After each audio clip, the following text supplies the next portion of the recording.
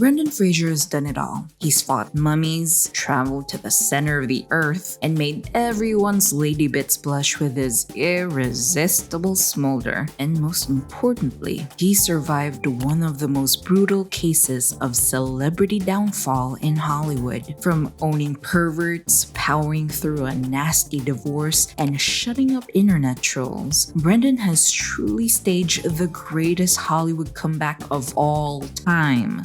Or is it? Noobs, join me as we dive deep into the trenches of the Great Renaissance and find out whether it truly is as great as we think, or just another Hollywood illusion. To answer our question, we first have to go back to the very beginning. I'm sure we've all heard of these typical "this is how I got started" stories from Hollywood actors. You know how they fell in love with acting after watching this black and white film, blah blah blah. But as for Brendan, well, let's just say his origin story was off to an unusual start. You see, when Brendan was around 7 or 8, he already had an answer to the classic childhood dilemma that is, what do you want to be when you grow up? And it was, I want to eat bacon. Nah, I'm just kidding. This little goblin wanted to be an actor, but instead of taking the usual route like becoming a child actor or taking up drama classes, Brendan decided to do something no one's ever done before. He decided to wait until he was in his early 20s so he could go to college and take up acting as his major. That's so weird, right? I mean, think about all the skills he could have picked up if he started this whole acting gig early. But as strange as his choice may be, at least he got a college degree out of it. In 1990, Brendan graduated from Seattle's Cornish College of the Arts at 22 years old. Which is a good thing, right? That's definitely something worth celebrating.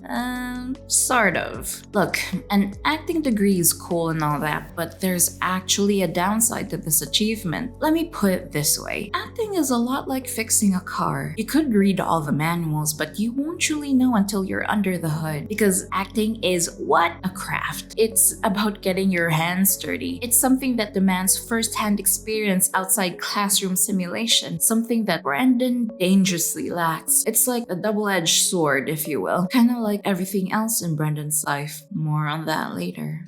So when Brendan stepped into the world of Hollywood, people didn't really believe he could make it. I mean, duh, what's a diploma gonna do in frickin' Hollywood? But to everyone's surprise, it didn't take long before he landed his first Hollywood acting gig. He played the role of an unnamed shit-serving sailor in a movie called Dogfight. Interestingly enough, the film was released on Friday the 13th of September of 1991. You know, the infamous unlucky day and all that. But I guess Brendan broke the curse that day. Or did he? I mean, you never know. The universe could have just put off his bad luck for later. But hey, that's just a theory. A game theory. Sorry, just had to do it. Anyway, I think we can all agree that as amazing as having a role in a Hollywood movie is, playing an unnamed character is honestly not that big of a deal. And he probably needed another, 5, 20, maybe 500 more small roles to finally prove himself worthy to big Hollywood. But the thing is, he didn't.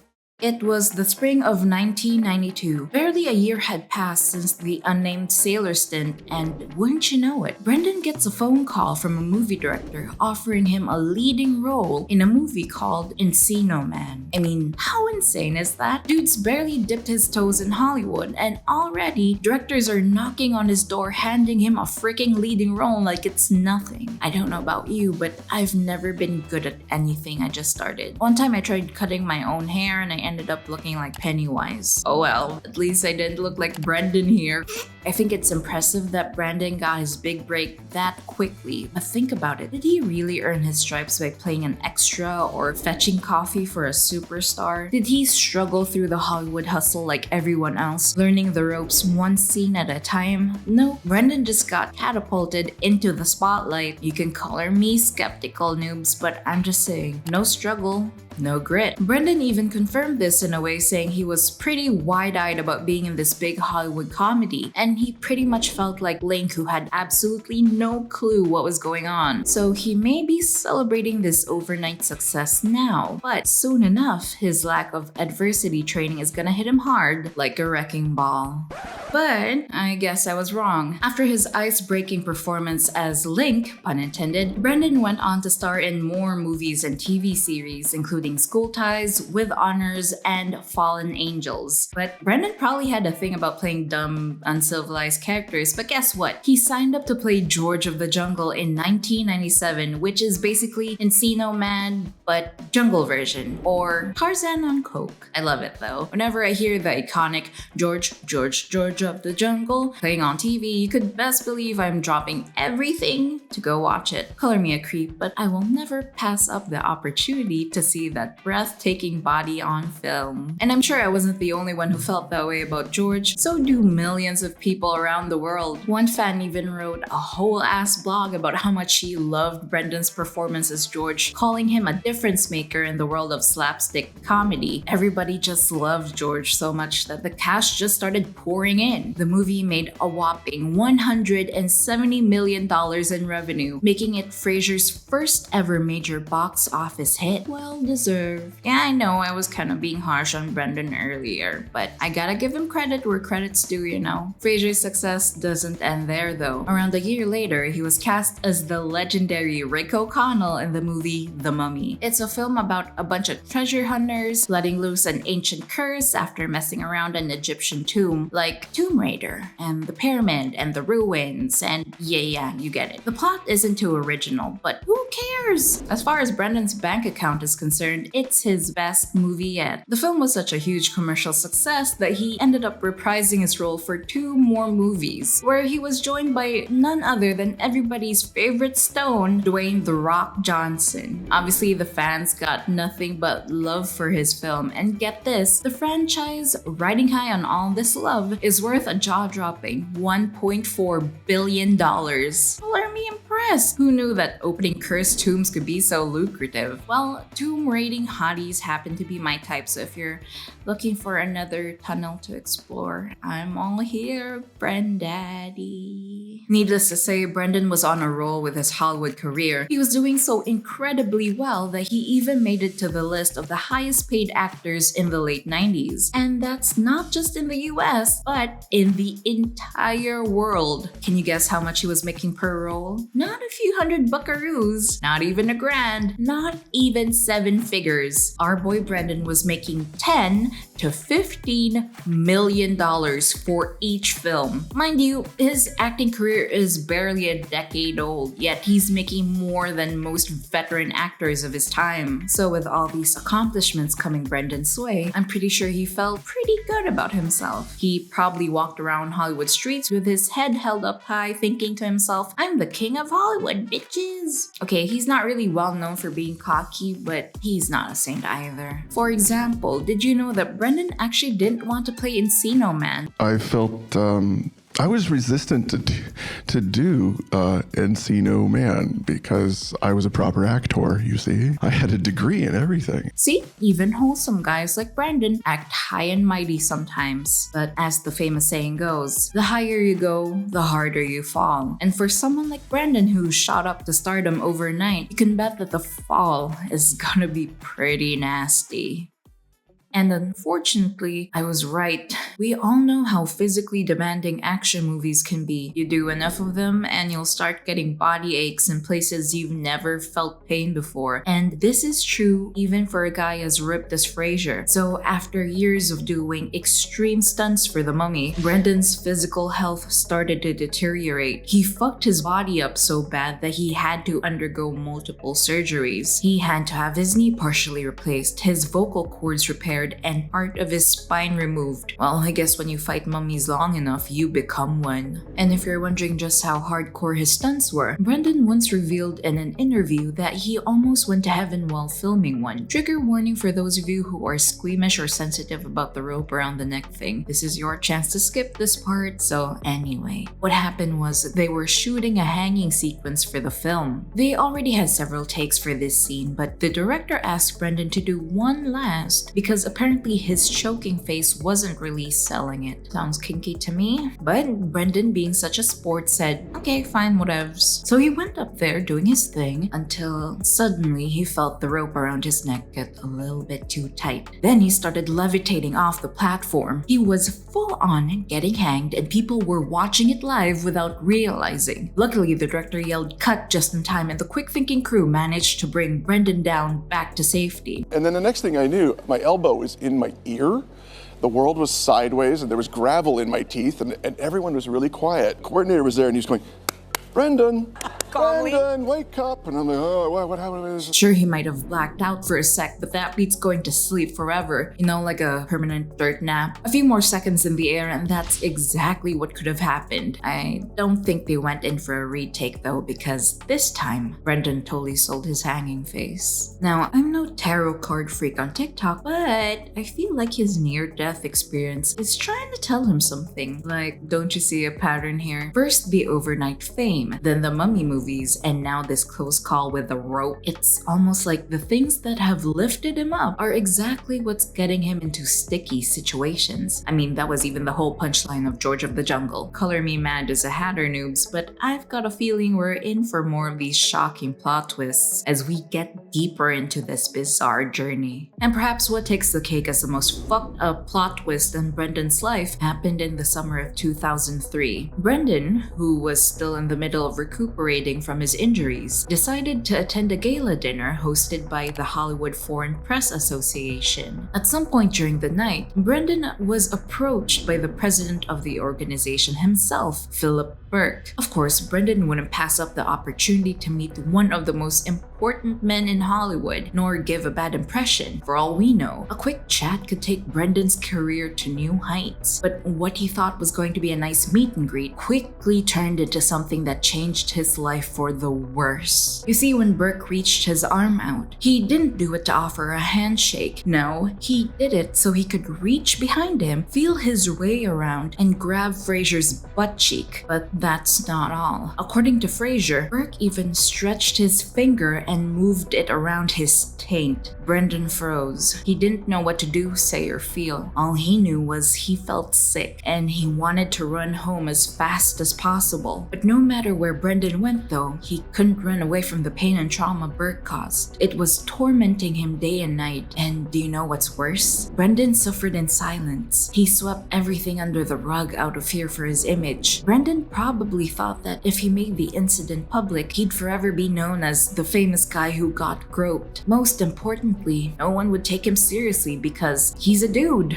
a hunk even. And if you're a big strong man like Brendan, you're not supposed to whine and cry. You're just gonna have to suck it up and move on. Unfortunately, this was just the beginning of a long and brutal battle against Burke in Big Hollywood. And it wasn't a fair fight, by the way. Brendan was just an actor, while Philip, he's a man with power and position. Someone who could ruin Brendan's career in just a snap, like a perverted Thanos. And that's what he probably did. Shortly after the gala dinner incident, Brendan's career slowly started to wither. He stopped getting calls, emails, and invites. And what once was a jam-packed schedule is now just as barren as the deserts of Egypt, and there was nothing he could do about it. Now, just to be clear, Brendan himself has admitted that he wasn't really sure if he was actually getting blacklisted. It was just a hunch based purely on his observation. So if the blacklist narrative was never confirmed, then why do so many people believe it? Well, that's because celebrities getting blacklisted by creeps has actually happened several times in the past. Take Harvey Weinstein's victims, for example. For those of you who don't know, Weinstein is the guy who groped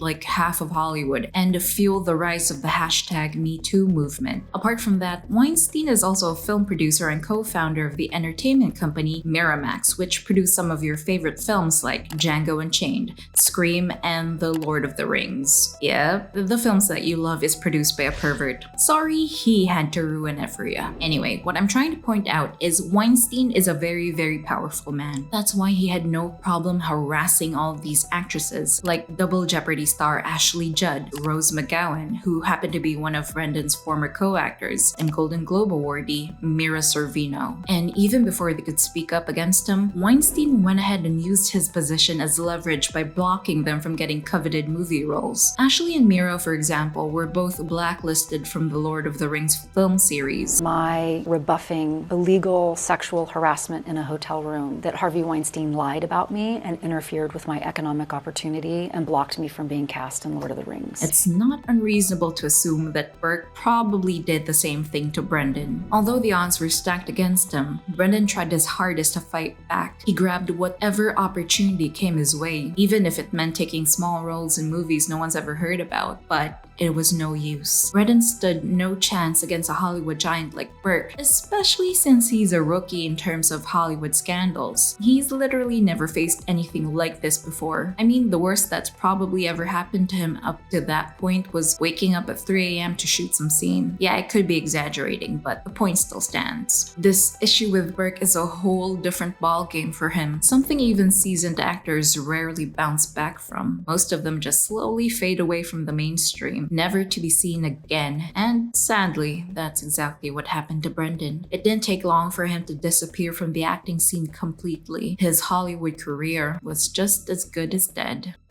Now with nothing to lose, Brendan knew that he would have to speak up eventually. It took him 15 years, but he managed to build up enough courage to expose Philip Burke as the creep that he is. In 2018, Brendan finally broke his silence in an interview with GQ. It was there that he revealed every single thing that happened that night. After hearing his story, everyone in the industry was outraged. Everyone was talking about it. Fans, celebrities, and even industry executives. They all rallied behind Brendan and called for justice. Philip even issued a public apology to Brendan and resigned as president. And because of that, Brendan's career came back stronger than ever, except that's not what happened. Brendan's power move against Burke came back to bite him in the ass. His worst nightmare had came true. Instead of support, he received backlash from the media. And instead of an apology, Burke issued a statement calling Fraser a liar and that everything he said was a total fabrication. He even wrote about it in his memoir with Signs and Wonders, where he made light of the situation and just wrote off his behavior as a joke. You know, like how you poke your homie's butt just for laughs. But the thing is, Brendan isn't Philip's homie. He wasn't there to play around and do some dumb schoolboy shit with guys who were in their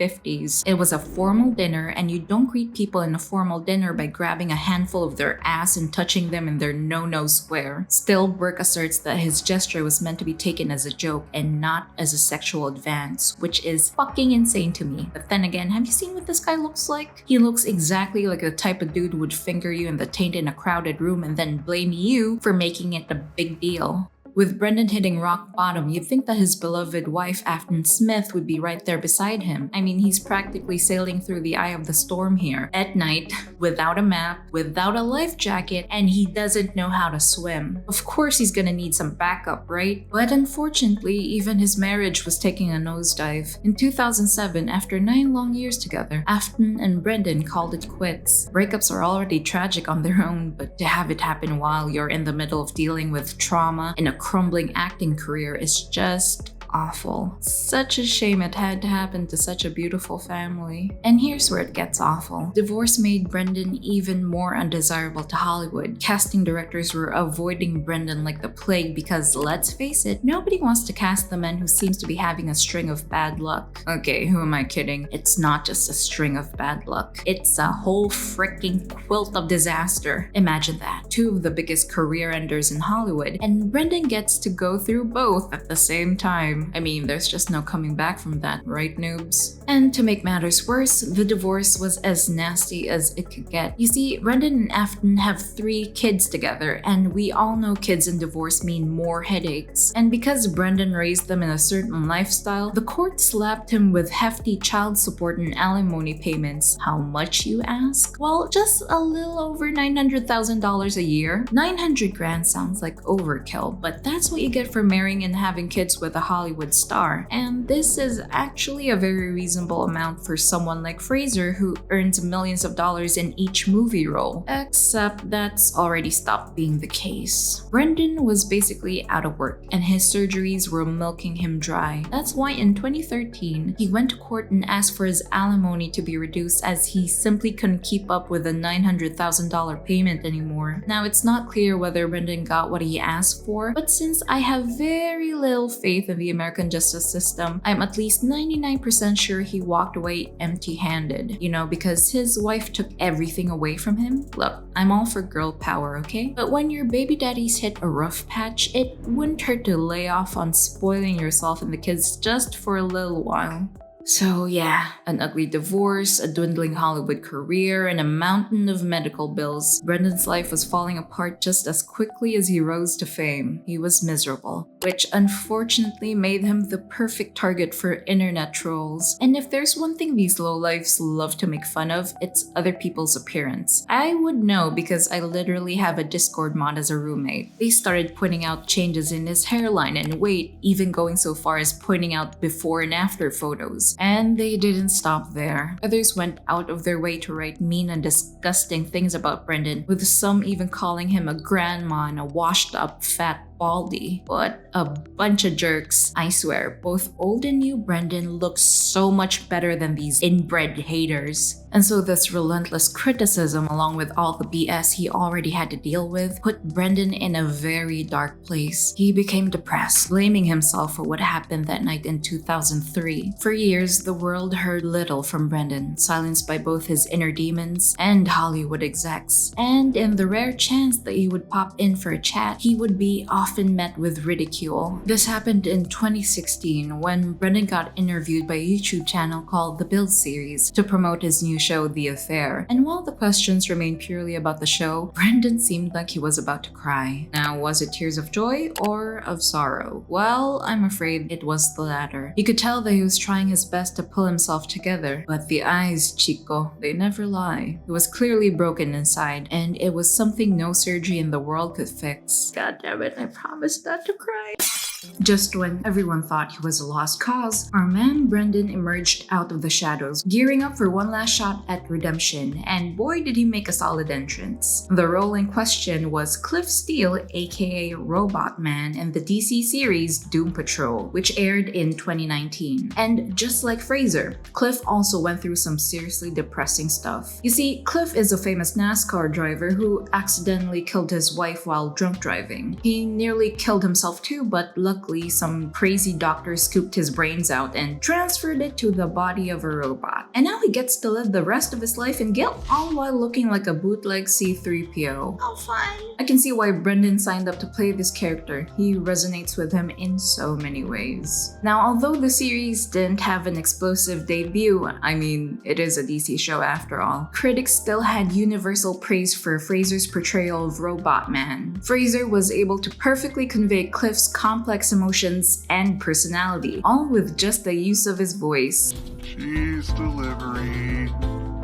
I know you want it, motherfucker. Fans were so impressed with his performance that some even started calling it his crowning achievement. Yeah, even better than The Mummy and George of the Jungle, apparently. And so this marks the start of the Brendan Fraser Renaissance, or Renaissance, as the kids on TikTok call it. Yep, it's that darn Chinese spyware that made this whole thing a trend. I guess TikTok isn't that awful after all. And of course, who could forget the biggest piece of the Renaissance puzzle? In 2021, Fraser took on the role of a lifetime by playing Charlie in the award-winning movie The Whale, which marked his first leading role in almost a decade. For those of you who haven't seen this masterpiece, Charlie is a morbidly obese English teacher who struggles to reconcile with his low-key neo-Nazi daughter before it's too late. Anyway, Fraser delivered such an outstanding performance as Charlie that during the movie premiere, he finally got to experience something he's never had before. As the credits rolled, the audience rose to their feet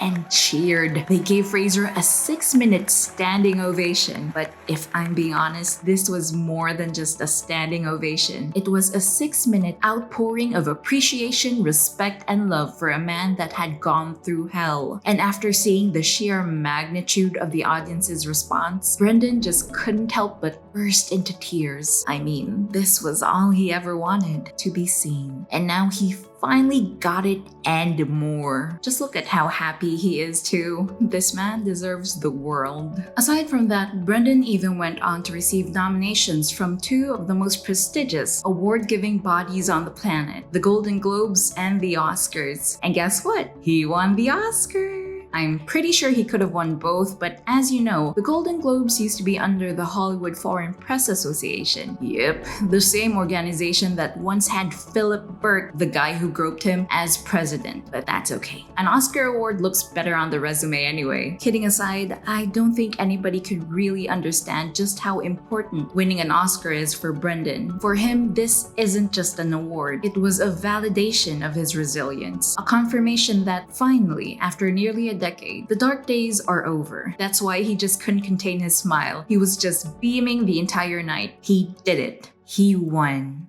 For now. A year later, the Brendan hype train is still chugging along at full steam, and Hollywood is loving the buzz. I guess that's why Martin Scorsese, the maestro himself, decided to cast Fraser in his 2023 flick Killers of the Flower Moon, which included big-time actors like Robert De Niro and Leonardo DiCaprio. In the movie, Brendan played the role of a lawyer named W.S. Hamilton, and although he only got around 7 minutes of screen time, Brendan's part ended up being the most talked about aspect of the film. And I do not mean that in a good way. Here, I'll let you judge for yourself. Been missing for 2 months!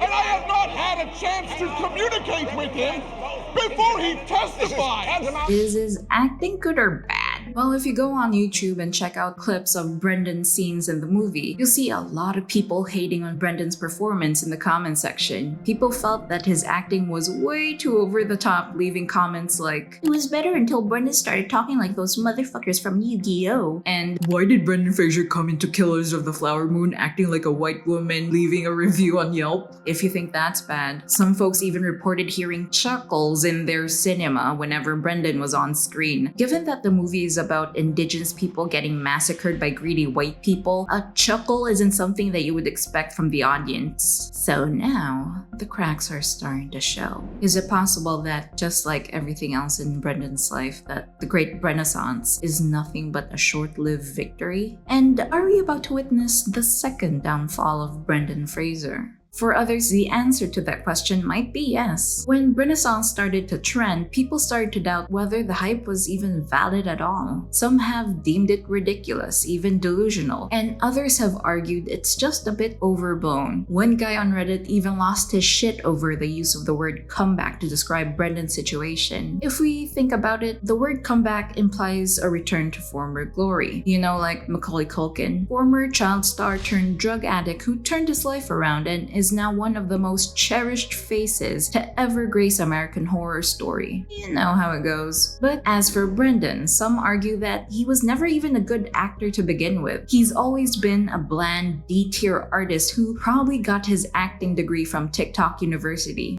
I know, post it, but I think it's a valid point. I remember watching his movie with honors and just been taken aback by the lack of swearing and crying in the scene where Brendan accidentally lost his thesis when his computer broke down. I mean, if that happened to me, I would have strangled somebody with my bare hands and set their corpse on fire. I'm just saying, post it. If Brendan wanted to give a convincing performance, he would have done more than just screaming. No. See what I mean? I'd be ripping my hemorrhoids out of my asshole if I lost my thesis. Some nerds on Twitter even supported the Fraser sucks movement by saying that his performance in The Whale wasn't even that special. And if another actor played his part, they'd probably do an even better job. And I kinda agree. There was never a time where I was watching the movie and I thought, wow, this guy's really good. Brendan just never stood out to me, and I think any actor in a fat suit could have done what he did. I've seen performances performances from other actors that were so fucking good that I was convinced nobody else could do it. James McAvoy in Split, Heath Ledger in the Dark Knight trilogy, and Jennifer Lawrence, aka my greatest celebrity crush, in Mother. They were all exceptional in their roles, but I don't think I could even put Brendan on that list. And yes, I know Doom Patrol fans are whining in the background. I hear ya. His performance as Cliff is good, but not gonna lie, is it his crowning achievement? I don't think so. And I have a feeling some of you are only feeling that way because, well, first of all, it's freaking amazing to hear Brendan say "what the fuck" every 5 seconds. What the fuck? The fuck? What the fuck?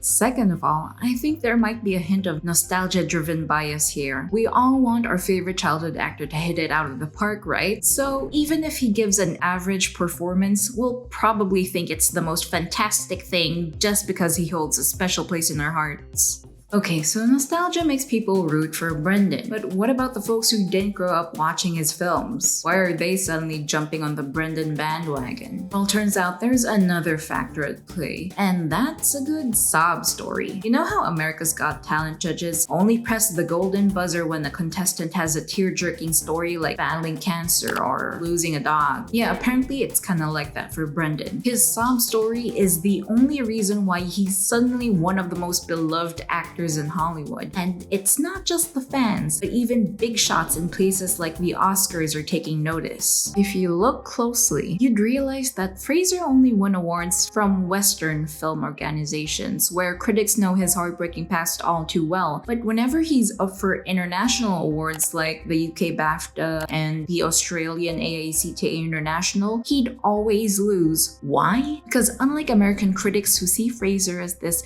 Make-A-Wish kid, international critics don't give a damn about backstage drama. They don't care if an actor lost a goldfish during the movie. What they actually care about is performance. This pretty much proves that Fraser's local wins are more about people feeling bad about what you went through, not because they thought he did an outstanding performance. And come on, do you really think the Oscars is purely talent-based? Any person with a brain knows it's a popularity contest, and Brendan just so happens to be one of the crowd favorites at the time. Eventually, people will get tired of his poor me narrative, and then they'll forget all about Brendan like they did before. Now, whether it's people's nostalgia and sympathy wearing thin, or his poor acting skills that will deliver the final blow is still up for debate. But what if it's neither? What if it's the thing that they least expect? What if, bear with me here, it's the Renaissance that pushes him off the cliff? Yes, you heard me right. The greatest thing that ever happened to him might just be the one that'll destroy his career for good. I mean, this has always been a recurring theme throughout Brendan's life. First, it was his overnight fame that left him lacking one of the most important things any Hollywood actor could have, a thick skin. Then there's The Mummy, his golden ticket to commercial success. But guess what? The stunts put his life at risk and he ended up broke thanks to American healthcare. Oh, and don't even get me started with the time he got to meet one of the most important Hollywood execs who ended up fingering him in the taint. And finally, the cherry on top, landing a gig in a Martin Scorsese film only to get chewed up by letterbox freaks who thought his acting was too much. So yeah, it's not that far-fetched to assume that the same thing is gonna happen with Renaissance. Sure, I could be reaching here, but just think about it. All this hype around Brendan has turned him into this godlike legendary actor who now has to live up to our impossibly high standards. People are talking about him as if he's the greatest actor to ever walk this earth, and he's not. And that's not necessarily a bad thing. But you know what is? Setting the bar too fucking high for him to reach, that's what. People are getting overly critical of his performance, just like what happened in The Killers of the Flower Moon. They were so busy criticizing Fraser's over-the-top acting that they failed to realize that that was exactly the point of his role. Lawyers can be extremely obnoxious and theatrical to throw people off their game, and Brendan did exactly that. He was over the top like a real-life attorney, and if you've watched a lot of actual courtroom footage, you'd know what I'm talking about. Anyway, the point is that his comeback has way too many side effects. Now, would you say that a pill works great if that were the case? No, right? If my meds created more hassle, I'd be tossing them out the window. So think about it. The Renaissance might not be the greatest comeback tale of Hollywood. It's missing that happily ever after vibe we get from epic celebrity redemption stories. Take Robert Downey Jr. for instance. He's been killing it ever since he got out of rehab, and you don't see anybody complaining about his performances. On the other hand, Brendan's already catching flack before he's even out of the water. But hey, if you like your comeback stories with a dash of uncertainty, I won't judge. As for me, I'm all about those stories that leave you with that warm, satisfying feeling in the end. You know, like that perfect ending to a story we'd share over a coffee someday.